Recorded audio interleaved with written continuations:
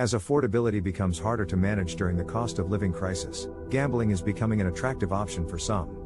Research by the charity GamCare has found that a significant portion of problem gamblers believe that gambling can improve their financial situation in the next year. Furthermore, 1 in 6 problem gamblers are using what are called warm banks being in betting shops for financial reasons, to help with cash flow, compared to just 5% of the general population. GamCare has reported its busiest ever month for call volumes in January of 2023, and those calls include people in dire financial straits who are increasingly looking to gambling as a way to make ends meet. Kieran Smith, a former gambling addict, understands the feeling of desperation and explains how gambling can provide a false sense of hope. The financial difficulties added another justification for gambling, Smith says.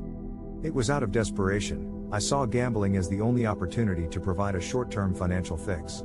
However, he goes on to explain the long-term damage that this mindset can lead to: increased debt, isolation, and even feelings of worthlessness and suicidal thoughts. Heather Wardle, a researcher in gambling harms at the University of Glasgow and chair of the Lancet Public Health Commission on Gambling, believes that a reassessment is necessary of the measures being taken to ensure people are not further harmed or exploited by gambling during the cost of living crisis. She's been corroborated by recent data from the Gambling Commission, which shows a surge in national lottery ticket sales, including those at moderate risk of gambling harm, even though other gambling levels have remained steady or declined. At GamCare, they're well aware of the financial stresses that gamblers are facing, and that gambling isn't the solution. To this end, they're launching a new financial advice service to provide help and guidance to those who need it.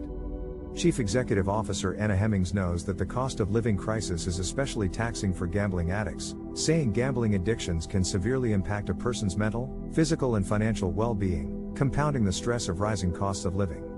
As gambling can lead to much more serious problems, it's important that those suffering from gambling addiction seek help and advice.